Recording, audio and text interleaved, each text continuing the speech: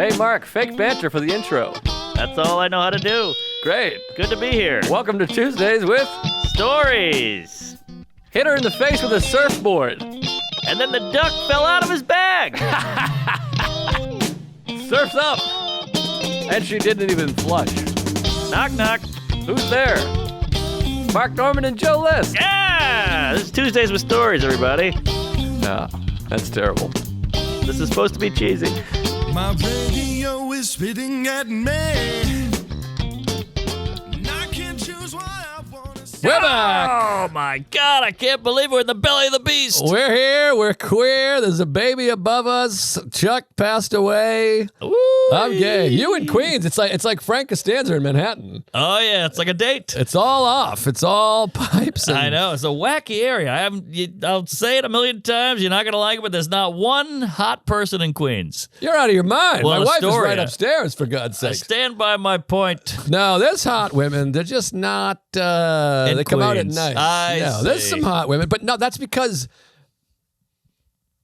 Greeks are ugly. I don't know. Yeah. Well, it's like it's Mustachioed. Indian, Afghani, it's Middle Eastern, it's Sure. Greek. It's not a lot of. My old neighbor is very hot. She Okay. moved. She was very hot and right in the building. Well, maybe with the Sikhs or the hijabs, they're taking our hijabs, they cover the face. So even if they are hot, I can't see the lady. That could be. There's more than you realize because their faces are covered. Yes, they should be. Yes. Joking. No, it's not, as you're saying this, I'm not walking around a lot being like, hey, look at this. Yeah. Almost never. Well, it's New York City, so all you do is walk around in the Village, Midtown, Chelsea, Soho is model city. And you just go, oh, look at her. And Queens, you're going, go! Look at the stash on Greek chick. Yeah, it's a good point. I can't push back on this, really. It's not a hot neighborhood. And I want a hot. I'm not trying to zing. I'd love to see a hot whore out here, but it's not in the cards. But you get your hots elsewhere. Sure. You go into the city, you go into, Boston, D.C., Yeah, oh, yeah. Montreal. By the way, I had a guy on my YouTube commenting, because I made some off the cuff about Canadians. There was some woman, I was doing crowd work, and I was like, most Canadians aren't as hot as you. And then some guy wrote, Canadians, women are hot. Literal stereotype. Huh. You ever hear this stereotype? Well, I've heard Montreal has hot strippers. This is exactly, someone commented and goes, I've never heard this stereotype in my life. He goes, I've heard Montreal. And I was like, I came to write the same thing. Yeah. This guy, no, it's Canadian. Like, I've never heard once, Canada, the hot women. Oh, you know where the real hot broads are? Saskatchewan. Yes, Or Presque whatever the- Isle. That's Yeah. Maine, but whatever. Prince Alberta. Edward Island. Yeah. Yes. There's no hot vagina in Regina. Saskatoon. Oh, that sounds like you'd say that to an ugly woman. She's a real Saskatoon. This guy's wife. Boy, you're beautiful. What are you, from Edmonton? I mean, just 100% not a stereotype. No. Never heard it. Nova Scotia. I mean, It smells like fish. you hear hot women, you hear like Los Angeles, obviously, maybe Austin. Sure. Dallas sure. has a certain kind of woman. Lots of Right. makeup, big tits. Phoenix, I've heard. San Phoenix. Diego. Sure. Yeah, but not Sioux Falls. But there's tons of hot women everywhere except for Queens and Canada. Yes, that's true. I mean, my Instagram, I'm just like, wow, we have a plethora of hot snatch on Earth. Well, and as you get older, of course, more people become hot to you. Don't you find that? Good point. The net broadens. Well, especially the longer you're with somebody. I do a joke like this in my act. The longer you're with the same person, the more everyone becomes hot. Oh, you got that right. I'm looking mean- at Lou over here. Lex. Lexi. And I don't know. It's Friedman. hot women. I don't know. I'm a little toasted over here. This is the first post-baby episode. Well, yeah. It's a different show. I was in Astoria with the Qs, shooting some stuff, and I said, let me call old fat man, because he's got a child in the oven, or out of the oven. Yeah. And, it's a lot of travel with this New York City. And you can't be too far away from the Nugget. You got to come back. Oh, I was looking forward to going to the city because I was going to hit Equinox. I got a gym membership that costs $1,100 a day, and I haven't been there the entire month of November. Oh, they're loving that. It's a little upsetting, They're counting that cash. but I'm doing the push-ups and the crunches and the bullshit. plus the baby curls. Do you know the fun fact? Men gain weight biologically when you have a baby because your body is storing fat because it thinks you can't hunt. Well, there's a lot of things that are happening too.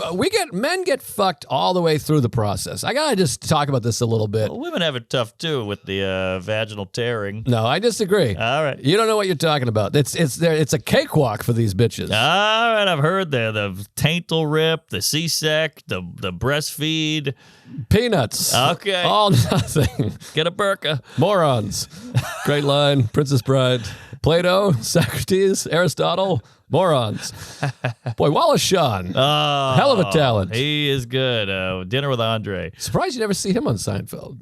Oh, yeah. It's someone you think you would have saw on there at some point. Yeah, he feels like he's in the mix. Balaban did a good job. That could have been Wallace. Oh, Balaban was lights out. But any farts, the whole time you go in for ultrasound, these women that work there, they do not say hello to you. They don't. Nobody acknowledges. They go, "Hi, Sarah. Welcome. How you doing? How's the baby?" And I'm just standing there. I'm not kidding. Not one of them at any point ever was like this. And how do you do, sir? What's your name again? Yeah, well, you're just a sperm donor douche. And they're like, "Move over there. Don't touch that. Careful. No coffee. Blah blah blah." And similarly with the nurse, many of the nurses, many did, but many just they don't even look over and go, "How you doing? How you feeling?" Wow, it's like high school all over again. And then even your own parents are like, "You have we had the baby at 2:34. How's Sarah?" I'm your son. Right. I just had a baby too. Yeah, true. Very hurtful. But that's tough. what I was gonna say is the mother I read. It releases all this endorphins or serotonin or melatonin, whatever kind of tonin, and it allows them to work on no sleep. But we get no juice. Right. Interesting. Yeah, because they get flooded with vitamins and semen or whatever that's going through the veins. But yeah, you get nothing. I'll tell you, I got semen right in my ball sack because no sex for 6 weeks. What about, are you rubbing it out? Yeah, when the baby's awake, I'll try to get one out or sleep. Oh, geez, right on the face. Keep that bottle out of the trajectory. It's hard. I mean, it's a lot of gum. It's a different bag of shit. I wonder if there's ever been a guy in history who jerked it while holding a baby. Oh my God! But not in a pedophilia way. Just like in a, I gotta do this. I'm backed up. The baby's comfortable. I can do this. Holding the baby would be tough. I think that counts as shaking the baby. I think that's a term for masturbation. I got to go shake the baby. It should be. Well, but I feel like you could also get a bop going, and that could rock them to sleep. It's a decent bop. She-bop. That's about masturbation. That's Cyndi Lauper. Oh, really? Yeah. I didn't know that. I thought that was a Ninja Turtles villain. Oh, Bebop. And Rocksteady. Yeah. You're gonna be rock steady soon if you don't rub one out. It's it's a whole bag of shit. But anyways, yeah, just no one respects the man. It's a little hurtful. Yeah. Well, that's why the men get out and make money because they're like, yeah, you don't want me? I'll hit the bricks and work. Yeah, I'll be out and about, and I've gone out a few times, but boy, it's all the cliche. I am so fucking tired, and it makes you feel embarrassed for ever thinking you understood what tired was. Oh, interesting. You're like, and Ari was just on a bus tour, and he's like, I've been tired. I'm this guy. I'm like, talk to somebody else, pal. Oh, you had to sleep on a bus for 11 days. Yeah. I haven't slept for 10 minutes straight in 2 weeks. Wow. What about the diaper duty? Do you guys split hairs? How's that work? She does more diaper duty, but she's like a natural. She's good at it. She's just in and out. I've done a few, and then the first couple, you're like, help! You gotta figure it out because he's got shit like on his dick and it comes everywhere. It's crazy because it's just a big blowout. Right. But it's tough too with the limbs. You gotta bend them and crank them into that fucking outfit. And that's what's nice about the nurses because you're all nervous of breaking them, but these nurses, that's all they do. So they're just like whoop, boop, boop, boo. They just bend them and put them in there. They know how to not break them. Isn't it also fascinating that everyone in history has done this? It's so taxing, it's so scary, it's so nerve-wracking, it's so new, and what do you call it? What's that word? When you hold it, you could drop it. It's a liability. Everything's a liability. You could kill this thing tomorrow. You could drown it. You could suffocate it. You could fuck it. And everyone did it. It's scary. People do it, but many people fail. That's true. Of course. That is true. Many of them didn't work out so hot. That's why I always think I try to do this as a joke, but no one knows this saying. You know the saying of every baby's born with a loaf of bread under its arm? No. I think it's like an old Jewish adage or something that like a baby's born, money will come in and take care of them. A baby's born with a loaf of bread under its arm, meaning like you're worried about finance, but then something comes. I see. And I think no one's heard this. Maybe we can you look up the history of this etymology? I'm off bread, Baby so I don't know. born with bread underarm. Okay. But anyways, I looked up the stat. I'm like, there's like 4.6 million homeless children in the United States. Oh, so a lot of these people were like, loaf of bread will come. Yeah. Well, they're in the bread line, but maybe it's the dad's like, oh, you don't say hi to me? Enjoy the streets, bitch. Yeah, take it. Well, you definitely have those moments of like, he's screaming and you're like, I'm not going to, it's like the Chris Rock show. I'm not going to leave, but you're like, I understand. Yeah. Those dads that are like, that's enough. Well, Louis said famously he didn't hit it big till he did the whole baby in the dumpster thing. He's like, I get it. Right. But anyways, it's a whole rigmarole. What do you got there, Lex? Lex isn't Mike, so apologies. We'll translate. Spanish saying. Spanish saying. Origin is related to what the birth of a child, mainly a baby boy, meant for the poorest families. A new life brought one more pair of hands to carry money home. Aha, see? So it's supposed to be a worker. That's why these Spanish, they work early. That's right. Sweatshops. Little fingers. So yeah, a Jewish, Spanish, same thing. All people I don't care for. All the same. But anyways, so they're supposed to work. Maybe he'll work. Maybe he'll get a job. Maybe put him in the films. Yes, get Uber. Cinema. Something. So how you been? Where you been? Because I don't want to. First of all, every single Tuesday right now is like, here we go. It's a show about babies now, and I got plenty of bitches on the street, fucking assholes in the car, and taxi drivers that won't stop talking. So, don't worry, folks. We had to get it out. It's our first one back. Yeah, and by the way, I am going to tell a epic tale of this baby being born. Oh my God, I got to hear it. Okay, I'm excited. I'll just do a quick run through. We'll go through the usual, the road, the shows. Let me just say this. I'll throw out a New York Comedy Fest one at you. Please. I've never been invited once. Well, there's nothing to it. It's a goof. There's no lanyard. There's no party. There's no hub. It's just an excuse to get Bill Burr to come to New York, I think. It really is. In fact, I did have a show, PS 109. We just submitted to the festival. There you go. And it was funny. Our friend Onika was like, I've never been asked to do it. I'm like, I've been doing comedy for 38 years. I've never been asked to do it. I know. I live here. But they fly in all these queefs from all over the nation, but we're here. Nothing. So, I was talking to Jimmy Carr, British fame, one-liner guy. Looks like a... What do you call that? Marionette? Oh, yeah, I can see that. Yeah. So I'm talking to him, and he goes, hey, I'm doing Carnegie Hall tomorrow. You want to open? And I was like, holy shit. He asked me and Sam. And Sam goes, I'm a little busy. And I'm like, Carnegie Hall. When Carnegie Hall calls, you say yes. Practice, practice, practice. Thank you. He said, no dice, no dice, no dice. And I was like, I'm in. I canceled all my spots. I'm going to Carnegie Hall. Sure. So I get there. Salacuse goes, hey, we're trying to shoot this thing. We could get a shot of you at Carnegie Hall. It could be the whole finale. I go, that's great. Beautiful. I try to get Salacuse a ticket. No dice. They're like, hey, you can do a spot, but we're sold out. It's full. Carnegie Hall's got all these union rules. You can't squeeze one more guy in. So it's booked, Jerry. Yeah. So I tell the Q's, hey, sorry, man. Got the kibosh. And he goes, I can get in. I was like, all right, let's do it. So it's like a heist. Cars, like, I want you there at 6:15. The show's at 7. I go, you got it. I'm outside with Salacuse at 6:14. I'm like, I got to go in. He comes in with me. I do a whole thing. This is my dad. He's dying. He wants to see me one last time at the Carn. And so they go, all right, geez. They don't know what to do. He looks like shit. He's got the fur coat on and the fucked up hair. And they're like, all right. Meanwhile, he's got a giant gimbal, crane, boom mic, camera, rig, all this shit. So they're like, go over here, sir. He's like, no problem. So I go in the green room. Salacuse is behind a pillar. He's got the giant backpack doing this shit. And he's hiding. And he's like, just texting me like, condors in the nest or whatever. I'm ready when you are. And I'm like, all right, great. So I got to go in the green room. Thank you, Jimmy. Hey, Jeff Ross, how are you? Louie's in there. So we're talking. We're having a great time chopping up. Me and Louie are trading Seinfeld stories. Salacuse is like, I got 30. What's the plan? I'm getting yelled at. A lady threw coffee in my face. I got tased. And I'm like, shit. So finally, I meet up with Salacuse. We're in the bowels of the Carnegie Hall. Beautiful old building, ornate. There's Teamsters everywhere. There's security everywhere. And he goes, we're in like a broom closet. And he goes, take this. It's a little gimbal camera. You know, the ones that go like, woo, woo. It looks like a toothbrush. It just sticks straight up. I know that camera. It's like a periscope. So he puts that in my jacket front pocket facing out. So he's like, we'll get a great shot of the crowd from your point of view. Oh, my God. I was like, that's amazing. Then he lobs me up, through the shirt, the whole thing. I'm wearing a wire. And he goes, all right, you're good. I walk out of the broom closet. Boom, there's Judd Apatow. Hey! He's like, what the hell were you doing in there? I go, I was praying.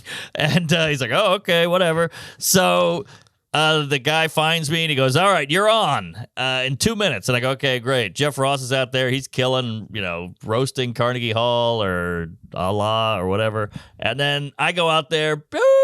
Beautiful. Holy shit. I got the gimbal. I got the mic. I'm feeling good. Look down. Front row. Louis C.K. Front row. I don't understand. So he's got a ticket? I mean, he's sitting in the row. He's not side stage? Zero. He's side stage, and you're trying to be funny. Right there. Swear to God. Come in on. the front like a good father. You didn't mistake him. It's not another redhead. No, he was jerking off. I couldn't miss him.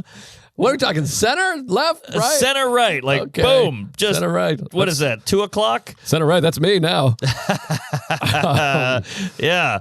So it's just bam, right there. You're like, So I'm gimbaled up. I'm mic'd up. Louie's here. Salacuse is being pulled out and beaten outside with a hand behind the back. What is he doing out there? I don't know where he went, but he did get a photo of me with the phone, and I think he got tackled at some point. But he's out there. I don't know. And he said he was just watching Louie watch me. And He texted me. Okay. He's like, Louie applauded one of Mark's jokes. He's like a proud dad, by the way. Can I just tell you? I just get random texts. I have a baby. He's crying. I just get, I open it. Hey, Louie just applauded one of Mark's bits. I'm like, all right, man. Oh, That's God. great. I'm friends with both those guys. I don't need to know this. Can you imagine being Salacuse's wife? He's just at home like, so this happened. We stuck in a Carnegie Hall. She's like, Jesus Christ, kill me. So we get the shot. It's a fun crowd. They're very nice. Louie's doing this shit. Very awkward. And it's very nice, though. What a guy. Great guy. I come back off. I meet up with Salacuse in a gutter in the back alley. He goes, oh, man, that was great. What a rush. Give me the gimbal. Give me the mic back. And we go to a diner. We go, woo, let's watch the footage. Let's see how it turned out. We're at the diner. Lav turned off. Didn't get a word of it. Gimbal faced the ceiling. Got my nose hairs or something. That didn't work. The whole thing was moot. It all sucked. And that's the cues. Wow, that away, Sally. Yeah, none of it was all for naught. He all is that. an all-time character. He's Kramer. I got a story about him a little later, but he's really something. And these text messages, he's just in love with you. I got a text the other day. Baby's crying, baby's screaming. I'm trying to, this, I'm doing this, I'm doing that, the other thing. I opened the text. Just had a sketch idea. Pitch it to Normand. He's in. And you're probably at home going, well, you have a part in the sketch. Yeah, he wants you to direct it. Maybe you're co-writing. Yeah. Nope. Just Salacuse had an idea, thought of Mark for it. Mark wants to do it. That's it. There's your text. There it is. You know what's weird about the Q's? And we're doing a whole Q's hour, but he gets these big gigs and he doesn't tell us about those. Right. He'll tell me like, we got a sketch cooking, and you're like, I don't care. But he's doing a shoot for the Vanity Fair, 2-spread page. I know. He hangs out with the Beastie Boys. Yes! I don't know. He's got Biggie Smalls is like his godfather. Exactly. He's raising Tupac's kids. Meanwhile, he's like, I thought of a sketch idea. Yes. And I'm waiting for a ... I want you to star because I think you're world class. And he's like, but Norman's got it. No sweat. I'm like, this. Okay. Yeah. Kick ass. Well, all right. So I leave there, and Jimmy Carr goes, Chappelle's going to be at the stand. I go, well, I cancel all my spots. I'll go to that and just watch. Nice. Chappelle's there. He's nice. Kevin Hart. All these people. Jeff Ross again. And Chappelle goes, "Hey, what's up, man?" And I'm like, "Hey," I can tell he's a little shaky. Like, we've met, but I can't remember. Right. And then his son walks up, who's hanging out, and his son goes, "Oh, I follow you on Instagram. Great stuff." So then Chappelle goes, "You want to go on?" I go, "Yeah." So I got to do 5 on that. That was fun. Crowd so hated Carnegie me. and Chappelle same night? Not bad. The festival. Unbelievable. I take it all back. The festival's amazing. And you've done Carnegie before, right? With the Shoom, yeah. Wow. Yeah. this Double was- Carnegie. This was somehow scarier. That I was booked. Esty was in the crowd, but this was like I remember that. last minute, Louis front row. You know, they're all wearing suits. I look like an idiot. I'm wearing a T-shirt. So I always remember the night you did Carnegie because I missed a cellar spot. It was like a Friday night or Saturday night. Oh. And I've told the story before, but I was at my gym, just got out of the steam room. I had late spots, and I get the, and this is when Luis Gomez was hosting there. Where are you? And I was like, oh, I'm at the steam room. And he's like, you're next at the VU. And then I remember going there and had to deal with Esty, but she was like all happy because she just came from Schumer. Oh, right. And you opened. Woo. Now, what room haven't you done in New York? You've done MSG. You've Yeah. done Carnegie. Yeah. You've done the Beacon. Did the Apollo. You've done the Apollo. And the Best Buy. You've done New York, Town Hall. Town Hall I did, yeah. And then the other one where the O&A, whatever you call it, Patrice benefit yeah. is. The whatever New York that is. Bicentennial Theater, or whatever the hell that's called. Have you done the MSG Theater? I have not. Okay, that's the one and only room. You've done it. I just did it with old Sammy Morrill. Well, we got to hear that too. Well, that was something. So that was first Saturday after the baby was born. Yeah. Back home. And, you're looking at your calendar's wide with Sure, this baby because you sure. take everything off. And I'm looking, going, well, Saturday. I had something Friday. What the fuck did I have? I can't remember. God damn, my mind is mush. I don't know. But anyway, Saturday, I think I had a spot somewhere. Fuck, I'll think of it later. But Saturday I had off, and I was like, hey, maybe I was texting with Sam about whatever, and I said, hey, maybe I'll see how Sarah's feeling, but maybe I'll come by, maybe. Yeah. And he wrote, okay, sounds good. And then a couple days later, he goes, hey, if you're coming by, how about you open the show?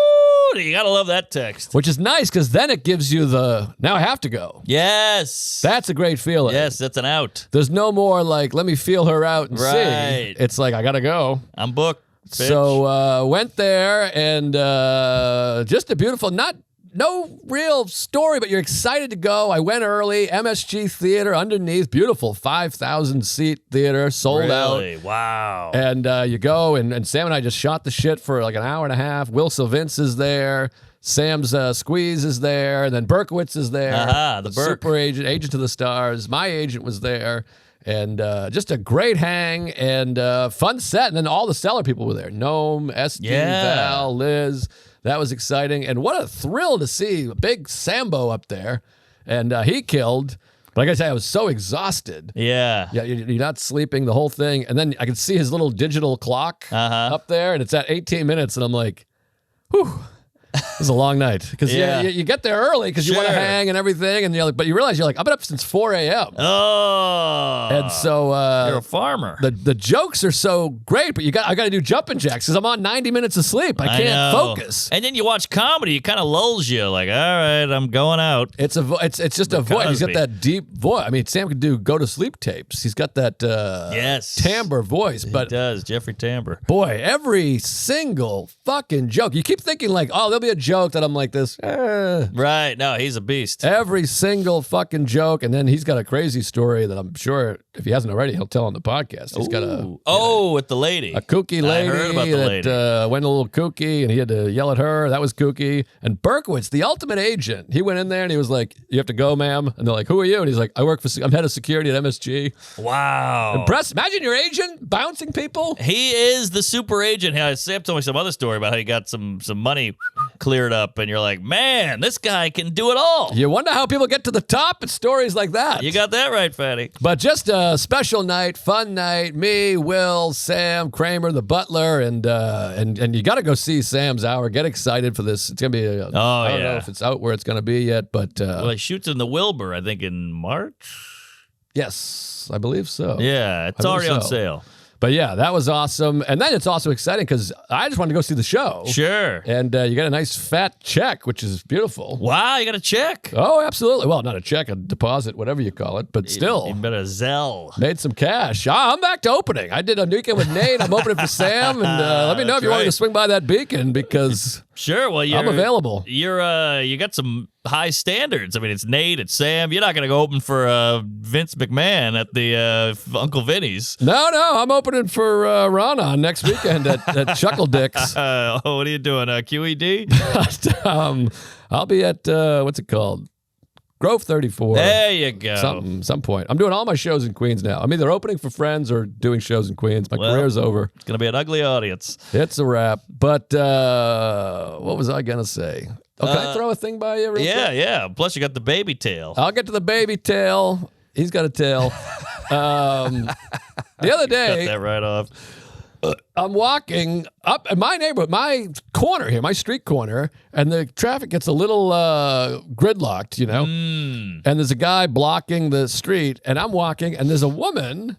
Now, I don't want to, you never want to get too racial here, but I'm just painting a picture. Okay. The Mexican. man in the middle of the street who's gridlocked, to no fault of his, some fault of his own. I hate when people gridlock. But sometimes you're like, oh, the lights change, and then it stops, and then it never goes again. So he's in the middle of the intersection. It happens. It's frustrating. Then there's a lady, African-American persuasion. Fat black. Got the no, quite thin. Oh, thin black. Very thin, long hair, sunglasses, and she's not too happy about Mr. Asia blocking the traffic. And I'm just walking by, one eye open, half asleep. So it's glidlock. And she's laying on the horn, and then her light turns green. She pulls right up to this guy laying on the horn, which I hate these lay on the horn people. Hate a horn lay. Because you're like, yes, he's an asshole, but now you're an asshole to everybody. Exactly. He's annoyed you, and you've taken that and annoyed 1,000 people in the neighborhood. Good point. Bunch of uglies are all upset. You got that right. So she lays on the horn, and then she lays off, and she does the full out the window like this. She goes, can I say something? Can I say something? Respectfully. Right now, you D.W.A. driving while Asian motherfucker! And does like a and pulls off and peels out. Good. And as she does it, she goes, and she's banging the car like Kramer with the cigar Indian. Oh my God. Ooh. And you're like, I just saw a real racial incident. Wow. And the guy was like this poor guy was like this.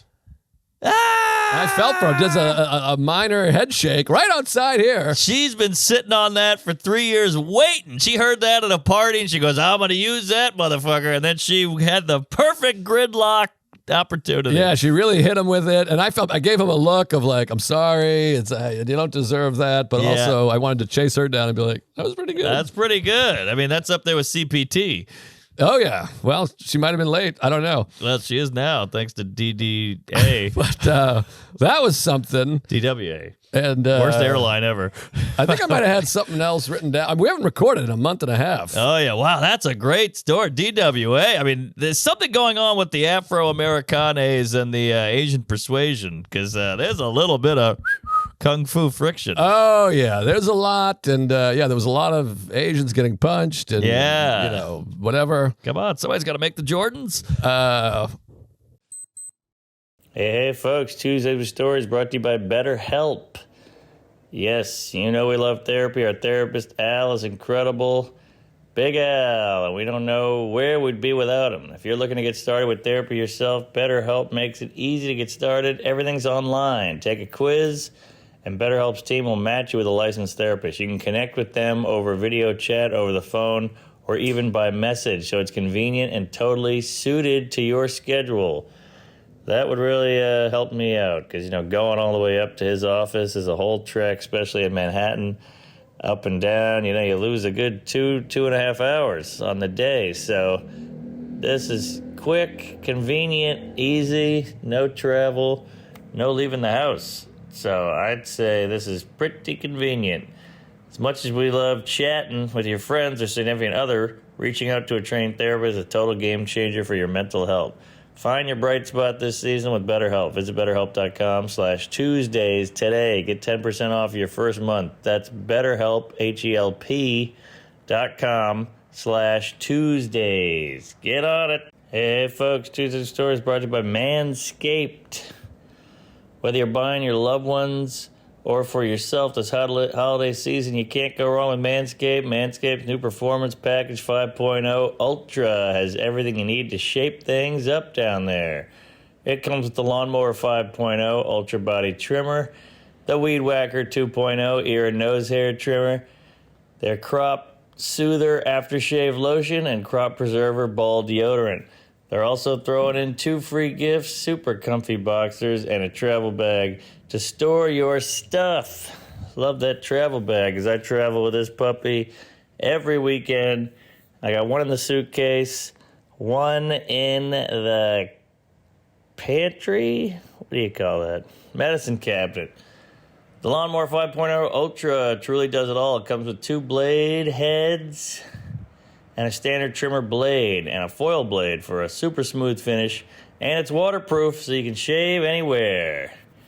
Shape up, feel good, look good, and smell great. Get 20% off with free shipping with the code Tuesdays at manscaped.com. That's 20% off with free shipping at manscaped.com.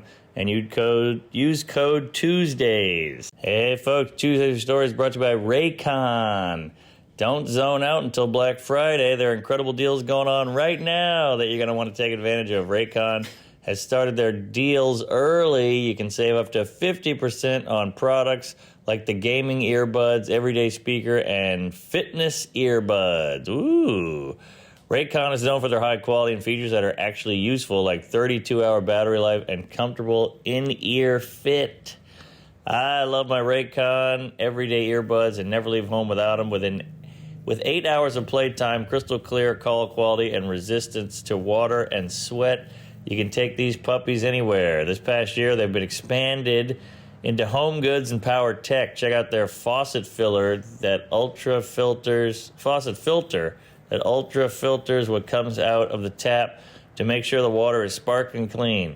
To get everyone in the holiday shopping spirit a bit early, Raycon is currently offering a 20% off everything on their site with select products up to 50% off. Hurry now to buy Raycon.com.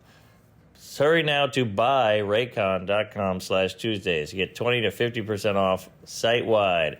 That's BUYRAYCON.com/Tuesdays to score 50% off on certain products for Raycon. Buy Raycon.com/Tuesdays. Get on it. Uh-oh. Oh, that sounds like my baby. I had to force that out. You sound like the baby fighting over there. Oh, I need a wipe and some powder. I got a bunch more stuff. Please, you got some please. more. Well, I just want to say I did Denver. This is how big of a comedy boom we're in. Yes.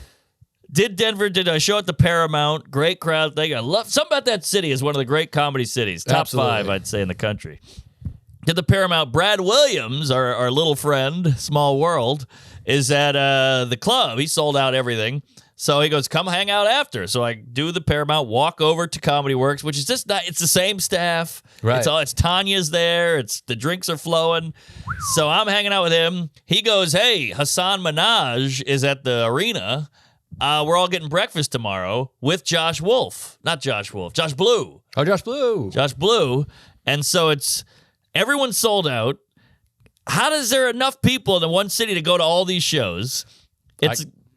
Well, I guess you could do the numbers. Yeah. But then everyone gets breakfast the next morning, and I had a good one. I said, hey, a midget, a Muslim, and a retard walk into a brunch place. And we had a good time, but yeah, just fun. The comedy's so much of a boom. Go back to the hotel, jump on a flight the next morning to Grand Junction. You ever heard of it? Colorado? Yes. Okay, yeah, I've heard of it. It's like a 5-hour drive from Den. It's towards Utah. It's in the middle of Salt Lake and Cal. My name's Johnny Utah. Oh, yeah. I love that scene where he shoots up to the sky for no reason. Hurt knee, very upset. Yeah, so always weird to fly in the state, to the same state. But I guess you do it to Buffalo. Wow, I was about to say I don't think I've ever done that, but then I realized I've done it 100 times in California and New York. But yeah, that's rare. Yeah. That's Yeah. pretty rare. It's rare, especially in that state. But you're like, it's a 5-hour drive or like a 30-minute flight. So I'll take the flight.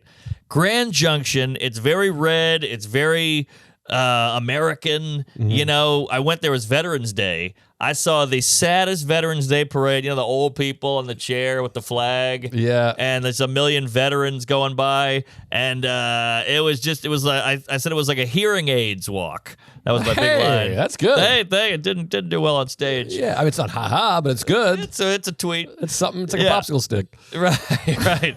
So, but some about these towns, you're the biggest thing in the town, you know, because like you've been on TV. Sure. Lauren Boebert's from there. That's their big claim to fame. Who's Lauren Boebert? She's the busty political skank who jerked off the guy in the movie theater 10 minutes ago. Oh, I missed it. Oh, okay. It was big. You were having a baby. I know Pee Wee.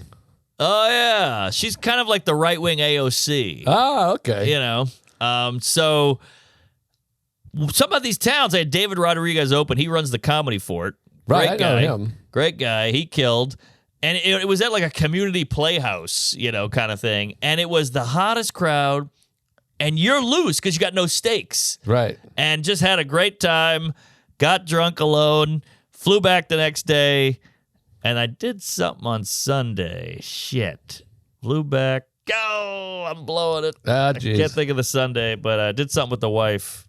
What did we do? We did a big thing.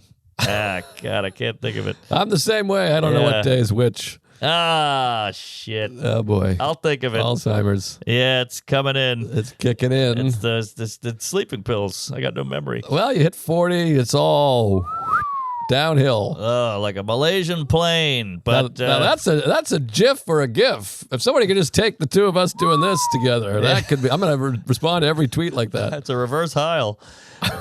But yeah, all right. So please, I mean, we're halfway in. I want to hear about this birth. All right, I got to give you some Vegas stuff. Too. But Vegas is great. Yeah. Speaking of which, I also talking about booms. I'm flying back from Vegas. I had a corporate. I'm at the airport, and I'm sitting in front of the little slot machine thing. Matt Backus, you know him? Oh, he's cute. He comes over. He was in town opening for Jeff Acuria.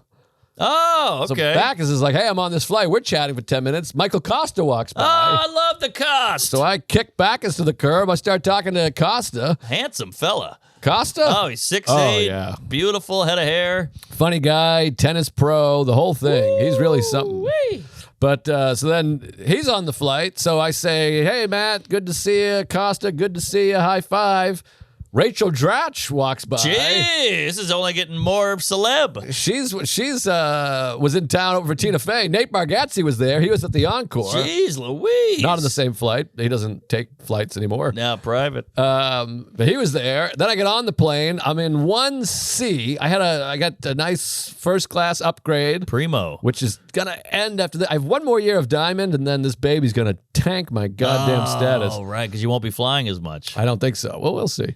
Ah. But so I get 1C, windows open. I go, I hope it's not a fat moose or a piece of shit. Dan Shackey walks in. Wow. And I go, Shackey, you're on this flight? He goes, I was here with Nate. And I go, where are you sitting? And he steps right over. He goes, I'm right here. He steps over. So we got back is Shackey, Costa, Dratch, List. Wow. It's not a festival. They were all just in town. It's better than the New York Fest. There's actually comics there. And so we do this. I'll just rip through this real quick. Where are we at? I don't want to take all day here.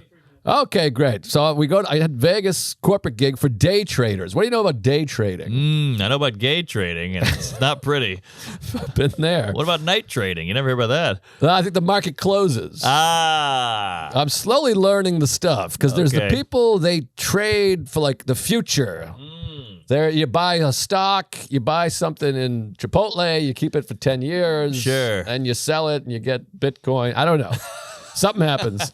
These guys sell in a day. They buy, sell over the course of a got day. it. It's almost like penny slots. Something like that. I don't know. Don't slot shame. I'm picturing Wolf of Wall Street, Coke, throwing Brad Williams Yes. around, Yes. and Yes. whatever, racial epithets and all kinds of screaming. Racial dretch. But I guess racial epidratch. I don't know. That's a stretch. But epidural. So Gotta we get it. go there. They're all like incel nerd guys. Yeah, they just yeah. sit at home and look at the computer and trade days. They're like, I'll give you a Wednesday for a Friday. I did that on stage and hit. That's believe it or great. not. Better than hearing aids walk. I kept calling back to it too. I was like, how about 2 Sundays for a Friday? And they'd be like, and then I'd do a bit, it would bomb. And then I'd be like, I'll give you a next Saturday for Monday morning. It's a bad trade. You know when you keep doing the bit and then you go back to it finally and eventually everyone's like, we got it. Yeah, We got this. All right. So I don't want to throw this gentleman under the bus because he's a nice guy. He's a sweet boy. But I got Monas comes out. Luke Great. Monas. Love the Monas. Well, it was fun to reunite because we did all these gigs together. Sure. Sorry, that's fruit flies or something. I'm embarrassed. Okay. We haven't been down here in a while. But we throw all the babies' dirty diapers down here. So I see the pile. that's where the flies are from. That's Lex. But we go out there. Monas is opening. And now I got to be this guy. When you have a baby for 2 weeks, you have a gig. I woke up in the morning. First of all, I sleep for like 8 hours. I wake up and I'm like, I'm going to go get like Starbucks, eat breakfast, go play poker, Hell and then yeah. do whatever else I feel like doing because I'm back. You got that right. Because there's no chance. I can't be of service. If you're here and you decide to go out for lunch, you're like, oh, I'll run back. Right. But I'm in Vegas and making some good coin. Yes, providing. Exactly. So I go play poker. First thing in the morning, I wake up at 7 because I'm all fucked up and played poker. I won $500 playing poker. Wow. Maybe morning is the move. I love morning. Yeah, because you get out there and it's not a ton of people there. Yeah. But no one likes a poker story. But just real quick, Who doesn't like a poker story? I feel like it's like fishing. I caught a big fish. Everyone's like, all right, who cares? Yeah, but there's movies about poker. That's a good point. And poker is a show. We used to watch that professional poker in college. Well, so I'm sitting there and I'm doing okay. You know, I've been playing for a couple hours and I got about $300 or so. And I get pocket queens. Nice. Nice hand. Now, there's a guy who just sat at the table. He just got here. Is that bad?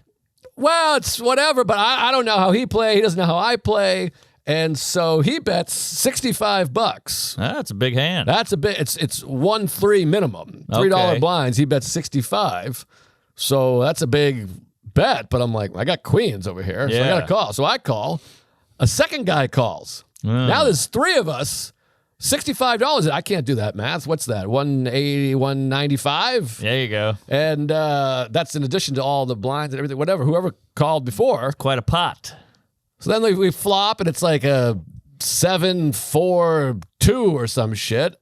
This guy bets $75. So I'm like, wow, okay, this is crazy. And I don't know this guy. He don't know me. And then I'm a fun poker guy. So I go, hey, what is this? We were having fun before you got here. We were all having a good time. And this guy does this move. He's staring at me. He's like sizing me up. Oh, man. Because I think I'm being the fun. We're having a good time, and I'm trying to bust balls. What is this crazy bet? You got a poker face on a bit. And he's doing this. He's giving like the real stink eye. So I Yikes. realize he's sizing me up. So I'm like, all right.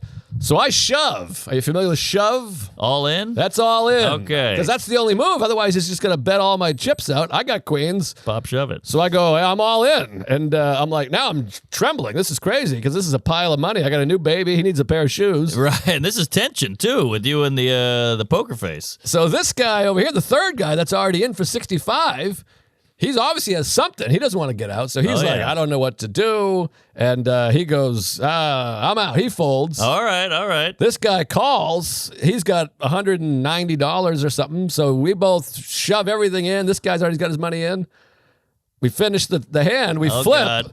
Both those guys had pocket jacks. Oh! So they're drawing. He's drawing dead because the guy next to him has all the jacks. Oh, jack off. So I got the queens and I just raked it all in. It love a was rake. just a huge pot, double my money, plus his money, plus everyone else's money. Wow. And it's like 12 minutes of me trying to stack them up, and it was quite a feeling. Love a statutory rake. And then I just, I bled them all dry. And then later a guy took like 150 off me, which was tough. Ay. That one fucked me. But I left up $500, which was sweet. That is killer. And that's just play money for the weekend. Let's get a bite. Let's get a steak. Here you go, Mona, as a tip. Well, it was beautiful. And then I met up with Monas, and he's like, let's hit the roulette wheel. And I've never had anything like this before. I hit my first 7 spins. I won $40 or more on every spin. Just kept hitting. He was like, what is happening? He was getting raped. He lost everything. Now, do you go number or color? I go number. I'm all numbers, Jerry. What do you do? Sometimes you can put on the corner of it, you know? I do a little corner. I'll do a Okay. little bit of that split corner thing, the row, everything. And I won another $150 doing that. So I left up $650 plus the corporate cash, a loaf of bread with every baby. You got that right. Holy shit. So it was really something. That was a great gig. So then we go do the gig. And, you know, these gigs are always tough. First of all, it was a late start. It's like at 9:30 p.m. Ooh. And again, I'm up at 7 a.m. I'm on no sleep. So I'm like ready for bed. I'm all wacky. Can you give us the ins and outs? Is it a company? Is it a fundraiser? Is it a, clean? Well, it's these day traders, but it's not it's like a group of day traders, and it's for a good cause. They have an event, and they raise money for good causes, but they have a good time also, I guess. All right, so a little...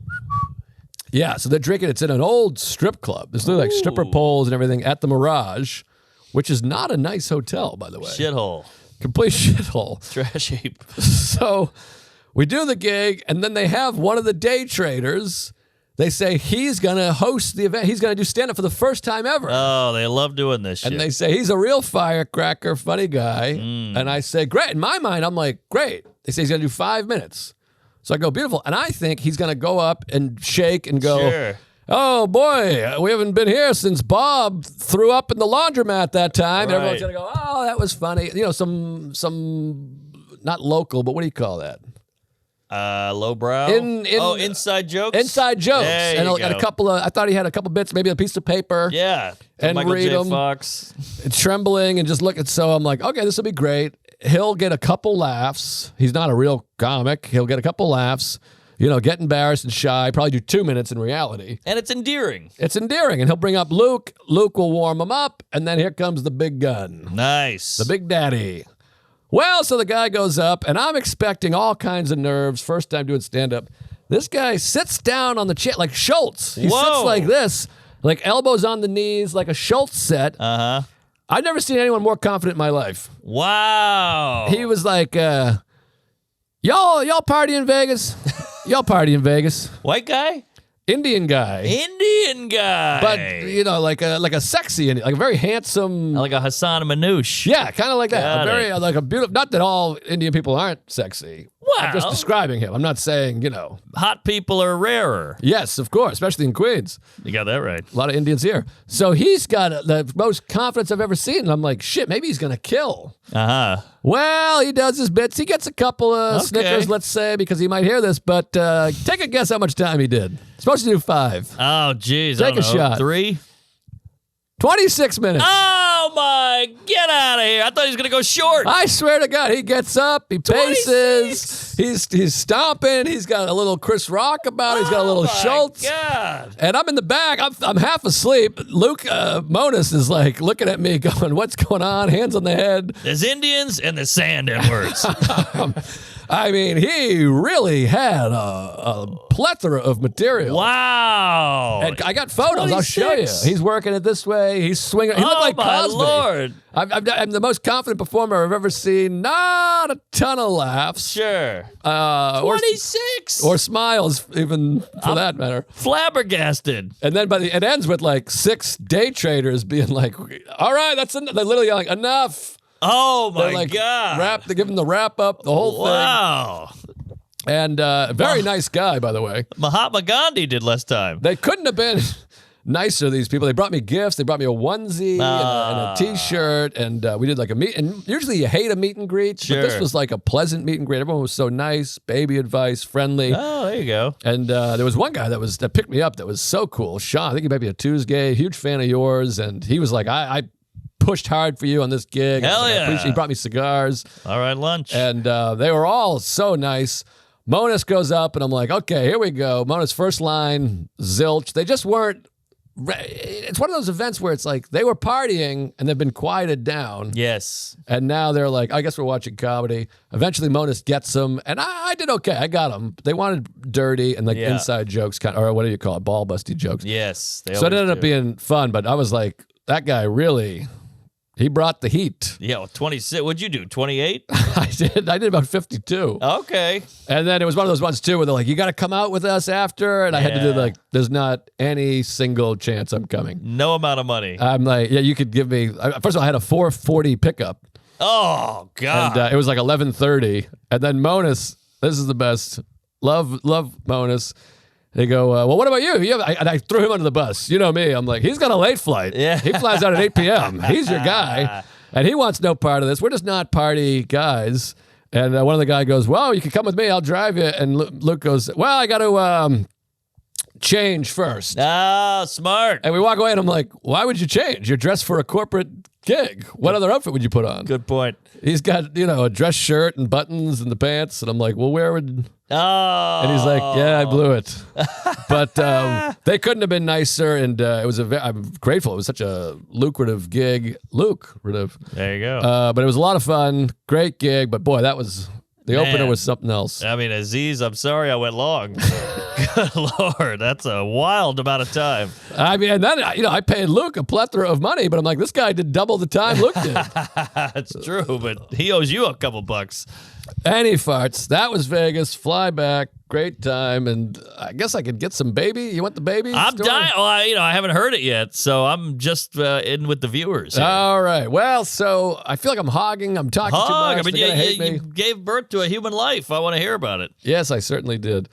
Well, so you go in there. You got the baby. It's adorable. It's a 3 a.m. call time. Whoa. Because it takes forever to give birth. Why is it? You never hear about a baby, born at noon.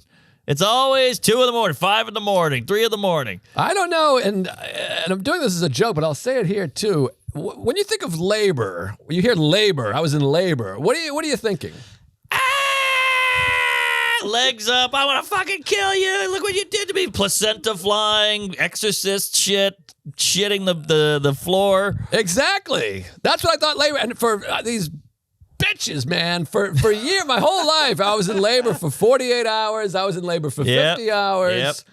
Labor, first of all, I'll get to that, but we show up, it's 3 a.m., and it feels like a late night, doing a late night set. Right. It's a literal late night, where you're like, you're nervous, we're going to do this thing, this is going to happen, but you got to go through all the rigmarole first. You have a car ride and all this stuff, so we set the alarm. It's our last night. We make love. Then it's like, you go to bed. I went to bed. We set the alarm for, 2:15 a.m. Yeah. You got your bag. She's packed. I'm like half packed because I'm an idiot. Half packed. I'm a moron. She's got all this stuff. Pillows, the works, blankets, clothes. You drive in. It's the city that never sleeps is bullshit. It's dead silent. Right. And it's, what do you call it? Mount Sinai West, which used to be Roosevelt Hospital. 57th and 10th, something like Oh, that. 58th and 10th. wow. Manhattan, baby. Yeah. So we go in. It's super quiet. It's like eerie out there. There's no Queens Hospital?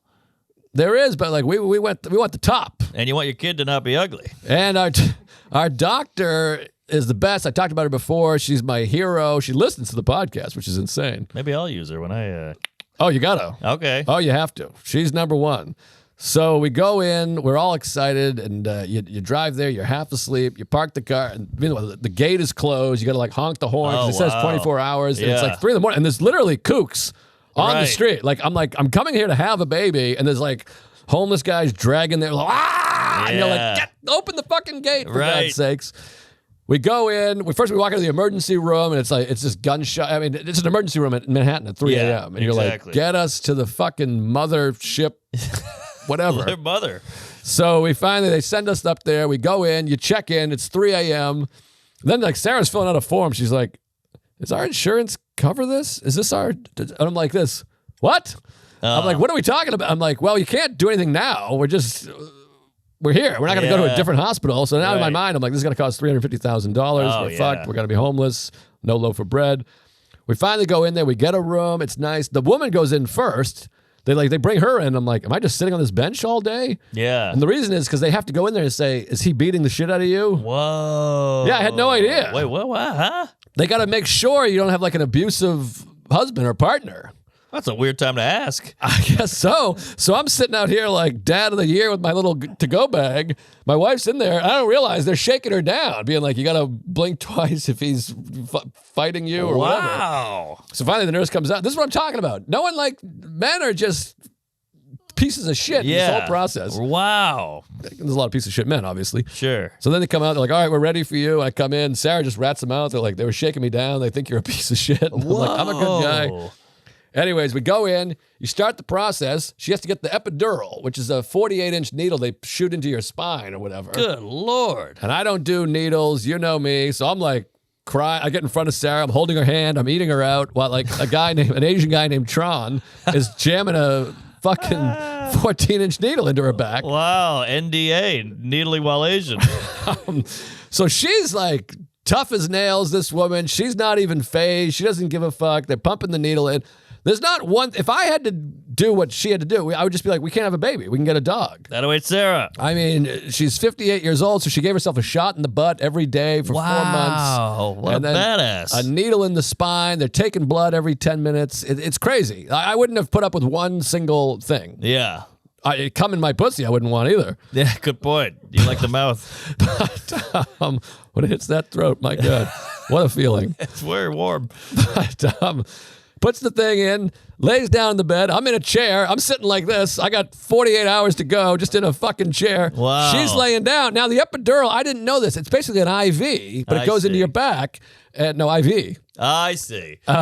So there's a little button. Anytime you feel discomfort, you press you're drugging yourself. Oh, wow. So this is labor. So now they break the water. They come in there and just snap your water. Oh. So now she's officially, quote, in labor. Okay. This is what in labor looks like.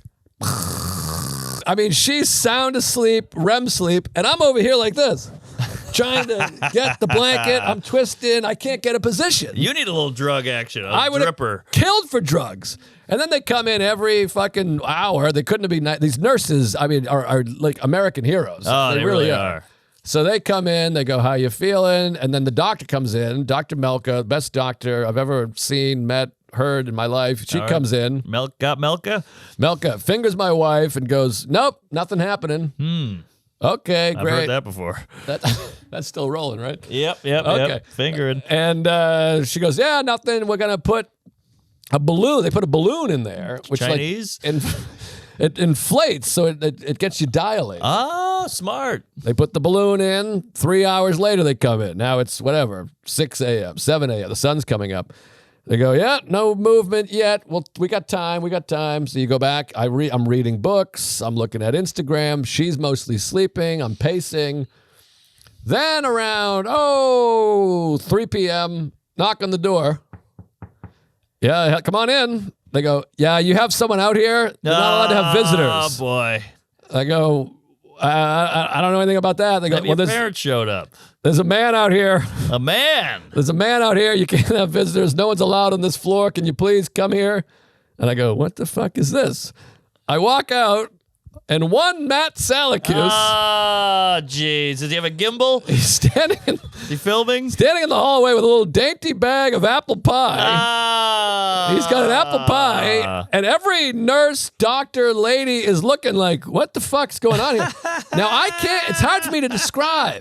It's not after visiting hours. There are no visitors. No. This is for women currently giving birth and their partners, who, by the way, they do a Q&A to make sure we're not abusing. Yes. And meanwhile, a 58-year-old man with a porn stash and a dirty jacket and an apple pie is just standing in there. Oh, my God. How do you get in?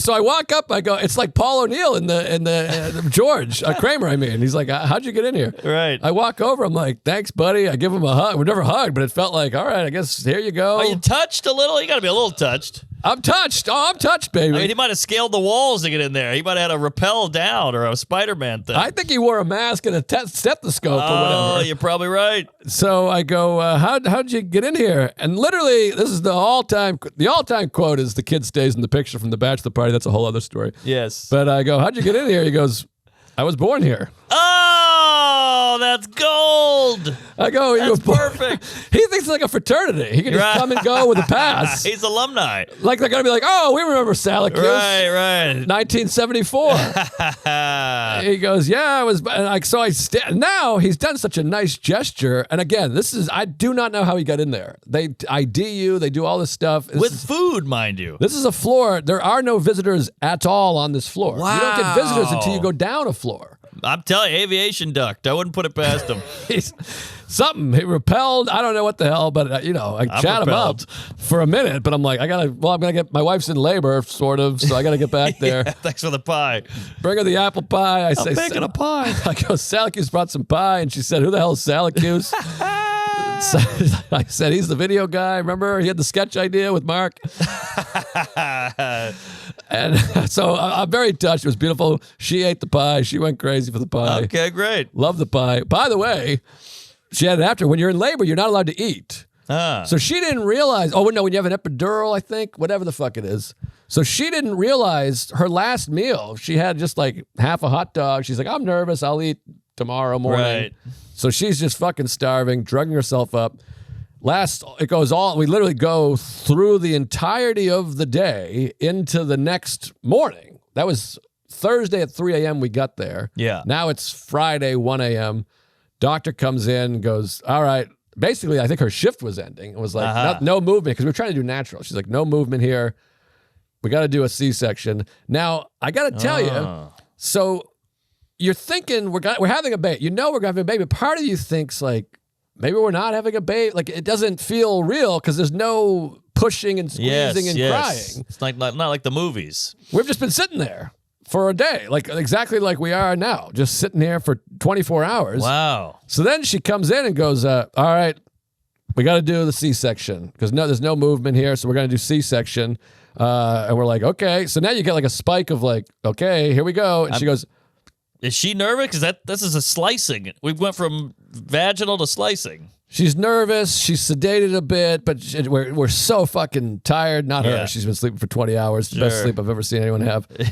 So we go, all right. So she goes, all right, we're going to go find a room, get it ready for surgery, then we'll come grab you. Probably like 30 minutes. Okay. So now you just get hit with a wave of like, I'm going to have a son in 30 minutes. I can't even grasp the feeling. It's like, this is why it's like late night. You know, when you go to late night, you do it, the set's at 6 p.m., the show, you get there at 3, and you're just hanging out with your buddies, and all of a sudden they're like, 10 minutes. Yes. And you're like, oh. Right. I got to get my suit on. I've never been funny in my life. My parents hate me. Let me try to put my tie on. Someone tie my tie. It's real now. And you're like, I can't do this. So then they come in, they take her, they wheel her out. Now I'm like just raw with emotions. I haven't slept. I'm like sobbing. I'm like, I love you. Good night. Goodbye. The wheeling is very dramatic. I know. I'm like, I'm in love with someone else. They push her out. And now I'm left in this room I've been in for 24 hours where I thought I was going to have a kid. And now it's like this, it's almost like college where you move out. I'm just in this empty room with my thoughts. My wife is getting surgery prepped. Yes. I'm gonna be a dad shortly. Are you thinking about running for the hills? No, I'm just thinking about my whole life. I'm crying. I'm taking photos. I'm emotional. I mean, a lot of emotion. Yeah. Then a lady comes in who I haven't met, a nurse. She comes in. She brings the bunny suit. It's like it's got these big ears. Okay. No, I'm joking. Oh. It's like you remember Mark Wahlberg at the end of Departed? Yeah. It's like that thing with the feet. Oh, the feet. You got the feet and the little hairnet and the shit. She goes, all right, put all this on because it's surgery. You got to be whatever. Wow. Meanwhile, if you remember, I have COVID. I have like straight up COVID. Holy shit. And they're like, okay, put this suit on because the germs. And I'm like, okay. Wow. I'm giving everyone COVID, but whatever. No big deal. I put on the fucking hat. The zipper, the big one piece zipper. Sure, the bunny. Get it all on, the mask, the hat, the bunny suit, the whole thing. She comes in, the nurse comes in and goes, oh, you know what?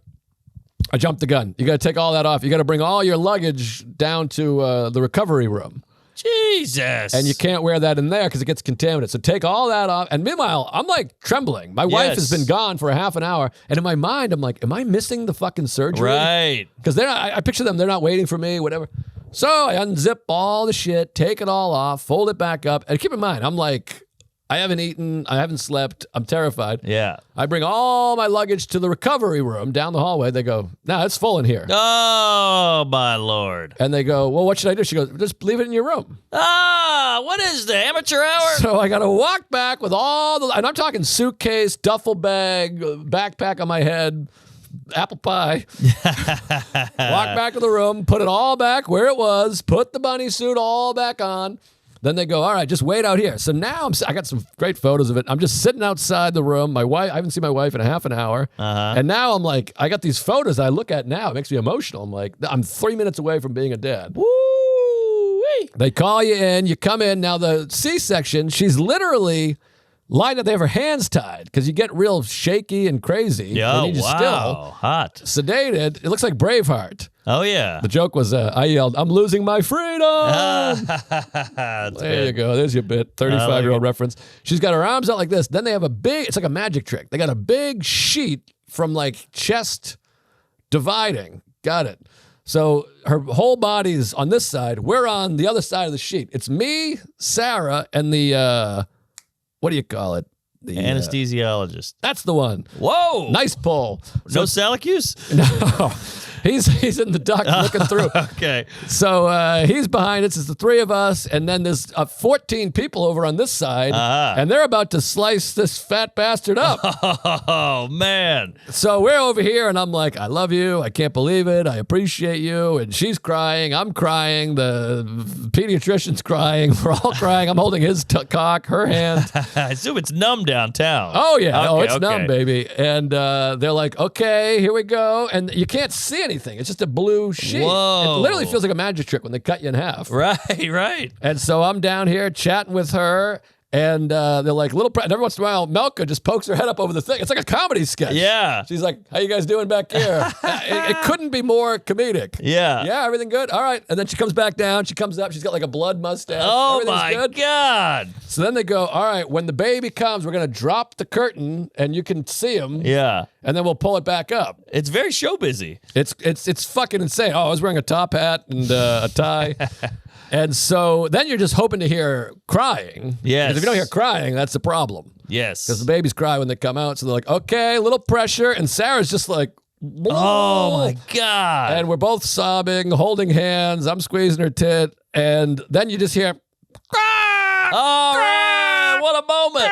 and I had so much wherewithal. I hit the recording. I had my recording thing. I got his initial cries. Whoa. I got the cries. I got that going. Then they're like, all right, we're going to drop the sheet, so get ready. And I get the phone. I'm shaking. They drop the sheet. I snap a photo. You got to see this photo. I can't wait. Blood everywhere. The surgery light is just shining. He looks like an angel with a cord out of his body. Wow, bloody angel. So they're like, there you go. There's your child. They put the curtain back up because they got to get to business. Uh-huh. Then the baby's screaming. They put the baby in under a heat lamp in a crib. And they come over and they go, all right, Dad, go be with the baby because she can't be. Sure. She's like shaking. She loses all her hormones and she's tied down. Yeah.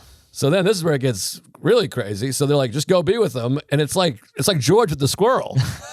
I just go over there and you're like, hey, dude. Yeah. Shaking. Right. Trying to talk to him. He's crying. He's naked. He's got, shit all over him. The chunks and the goo. The goo. And then these nurses, you just fall because I'm raw with emotion. I'm hungry. I'm tired. I'm crying. And the nurses come and they just jam a bottle in his mouth, which is so wild. They just know how to use a bottle. I know. It's crazy. Right away, he's like, instinct. Yeah. unbelievable. So then I keep thinking, I'm like, gonna turn to Sarah, and I'm like, Sarah, he's beautiful. I turn, and it's this, and she has the full hole. I looked right in the hole. Oh. Like full, like a pulsy, bloody hole. And I'm like, wow. And they're all in there work. They don't give a fuck about the baby or anything. Like, we got a woman who's got a gaping hole in her stomach. Sure. So they're sewing her up. And a couple times I looked over there, just looked right in. And this blood, it looks like a Tarantino film. Wow. Blood everywhere, blood on the ceiling, blood on the floor, everywhere. And then they're like, that's not actually blood. It's more placenta. And I'm like, that's blood to me. It's red liquid. It's red lick. So I'm over there with the baby. I'm chatting him up. He's sweet as pie, the whole thing. Then they put some clothes, they swaddle him up, and they go, all right, bring him over to his mother. Because now my wife has not seen the baby. Wow. It's just me and the baby. She's over there getting sewn up. And so she can't hold him because she's tied down and all shaken. So you literally just hold the baby next to him. And you're like, here's your baby. Yeah. And it's a big, crying, beautiful, lovely mess, the whole thing. And then This is unbelievable. you hang out for like what I thought was like 15 minutes, but it turns out it was an hour because there's also a little in the crib. There's like a clock counting up, just like a late night. And I have a photo. It's like at 3:22. You're like, my son is 3 minutes and 22 seconds old. Yeah. Which is really bizarre. And I think I was in there for about 45 minutes. Then they take the baby to the nursery to go give him his tests, a couple shots and whatever. And then they're like, all right, I'm done. They have to like seal her up and get her stable. Then they go, all right, you just wait out there. So I'm like, okay. Baby was born at 2:34. Now it's 3:30. They're like, we'll be right out. We'll come get you when she's stable. I go, great. So I just sit on a chair. They got like some TV show on, full blast. 3 hours passed. So I had like 40 minutes with my baby. Now I'm just sitting on a chair for 3 hours alone, being like, is my baby dead? Does my wife divorce me? I don't know. Right. So lonely. A little information would be nice. No thing. You just have to go, all right, hopefully. And then you also haven't slept. They come, they get me. We go to the recovery room. We all sit there. They wheel the baby in. The three of you just in there.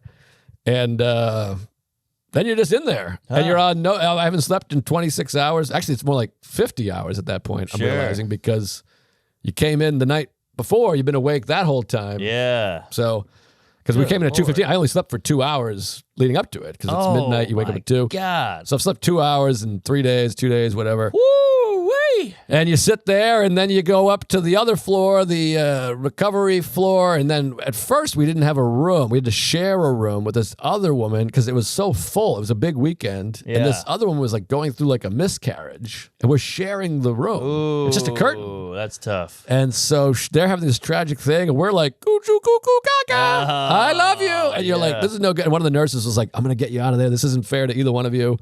And finally, they found us like a room, big, spacious room with like a couch that folded into a bed, a view of the city. And I was just, again, so raw. I've never been more grateful for anything in my life because it was like 12 hours sharing a room in the chair. Got our own room. They had movie choice. We watched A League of Their Own in Greece. Hey. Never cried harder in my life. My parents flew in. They came over. Hey, Boy, their arms that's tired. nice. That was something. Sarah's sister came by. My niece came by. And then you got to drive home with the baby, which is terrifying. Yes. So, You got Uber Black? Yeah, like, no, I brought the car. You lock okay. them in there. I had, Sarah, my mother in the back seat, my dad over here, and then you just take her slow, bring him home, and you go, this is where you live. Baby on board. And that's where he lives. He lives right upstairs. I saw him. So is it terrifying? Is it like one of these things where your whole life's different? My whole life is about not letting this thing die. I'm a different guy. How do you feel? I feel good. I mean, it's weird. Right now, it's like I'm very tired, obviously, but I don't have like baby. I still have the same anxiety of like World War III breaking out. Like I said, the baby's healthy and happy. I have no like fear of him like. This is fascinating. Whatever. You're scared of the kooks, climate change, AI. The baby, you're cool as a cucumber. Well, the baby's easy. He's a human. I have no problem with relationships. Right. My worry is that, I won't say how I feel about everything going on, but it's like, oh my God, we're going to be World War III. It's crazy, the division, and what kind of world is he going to grow up in? But just day to day, he's crying, you feed him, you hug him, you snug him, you talk to him. I do a lot of talking and eye contact, and you stick that thing in there. He's very easy to love. Yeah, he's a cute kid, but you're on the clock for 18 years here. Yeah, I mean, my parents, I still call every day crying. So I'm like, the kooks are after me. But Well, here's the main question. What was longer, the labor or the Indian guy's set? it was close. All They were right. very, very close. Neither was very funny. But You cried on both. But yeah, so he's up there. It's fun. You go, you take it a day at a time. It really does like humble you and shorten everything down to like, all right, this. Yes. I'm doing this. And then you're like, all right, I have a show. I got to go do the show and do the best to make the money, whatever. And I don't know. We'll see. So far, it's a lot of fun. Well, congratulations. It's a good-looking kid. He's cute. I've only seen him for 4 minutes sleeping. Right. So I got a lot of these. Yeah, he does a lot of that. It was adorable. They have no nervous system. So any noise, they go like this. They're like George when he's with Peterman's mother. Just a lot of like that kind of shit. Right. But yeah, it's a lot of fun, But it'll get funner because right now he doesn't know who the fuck I am. He's staring right through me. Yeah, There's no like gags. No, he's a blob. But you kiss him a lot and you give the rubs and the pats. Yes, go pets. But he's not, they stink. But he's not like, oh, hey. Yeah, that's That'll true. be fun. It's crazy to think about. I'm looking at his face. It's crazy to think at some point he'll run in and be like, farting. Yeah. And then run out, and he'll have bits, And he will get a personality at one point, and it's gonna, even before he talks, he'll have a personality. Yeah, so that's gonna be fun. And but right now it's just a lot of hanging out. Yeah, and I gotta say, I saw Sarah, she's glowing. Oh, big glow. She just slipped right in there. We're having a hell of a time, and I can't wait to have sex. Yeah, you earned it. I'm only halfway through. It's 6 weeks. It's been 3. I'm dying. Woo, rock steady, baby. I love sex. I almost got a couple of boy whores in Vegas, but decided against it. Well, we gotta wrap it up. This is the longest episode of all time. Well, just, appropriately so. Special episode. Speaking of special episodes, tell them about the Beacon, for God's sake. Oh, you gotta plug this show. I forgot. You sold 11 tickets, for Christ's sake. The Beacon, it's not looking good. You hear about Stavros, Sam Morril, Ari even sold it out. We got to sell this thing out. The Beacon, I think I'm doing too many spots around town. January 27th, get a ticket on the website, mine, theirs, whatever. We got to do it so the terrorists don't win. Beacon. Yes, the Beacon of Hope, Beacon of Light, which, by the way, of all the big rooms we've done, I feel like that's the best one. You think so? Well, Radio City. Have you done Radio City? We missed Radio City. I never have. No, wait, I did. I bombed there. Yeah, that room sucks. That sucks. Carnegie, I haven't done, but I heard the sound isn't great. I heard you can't hear up there, but as a comic, it's pretty special. Okay. And, but I've done the Hulu MSG Theater. I've done we've done Madison Square Garden itself. Yeah. But of the ones I've done, Beacon is the coolest and the best. Okay. So that's something. Well, it's also funny, and I know we got to wrap it up, but you hear these old-timers talking, like the Louis and the Cars, all these guys, and they're like, oh, I should have done the Beacon. The money's better. It actually has a better sound, and the deal is better. This is all the union. So they're talking about all the business stuff that we don't know. Right. It's a beautiful room, ornate, and it's right on the Upper West Side. Ornate Bargatze. So there you go. Yeah, right there, right by Stand Up New York, which we've walked by 9,000 times doing the old pod. That's amazing. You walk under it every single time you do a set at Stand Up New York. Yeah. Or the podcast. Yeah. Or Alan's office. Oh, that's right. Yeah. But anyway, so get those fucking tickets, for God's Thank sakes. you. And I'm off for a while. January 11th to the 13th, Tacoma Comedy Club. And then the weekend after that, Poughkeepsie, January 19 and 20, I think that is. Laugh it up. Laugh it up. And I got some February dates that I don't know because I'm a bad comedian. And then March 28th through the 30th, Pittsburgh Improv, something in February. I'll figure it out. But go to Punch Up Live. I'm doing a bunch of stuff on there. Punch Up Live. You can sign up for my email list, get tickets through there. Thanks to everyone that came out in D.C. Sold out. Totally sold out. That's a good feeling. So thank you, everybody that came. And Patreon, get on the Patreon. Yes, you got to do it. Good stuff, always cooking. And send this guy congrats to the baby. Thank you. And shout out to Lex to fill it in for Chuck here in Astoria. Oh, yeah. And I think that's about it. We're going to do a bonus right now. Queef it up. Praise Allah. George, say cut it.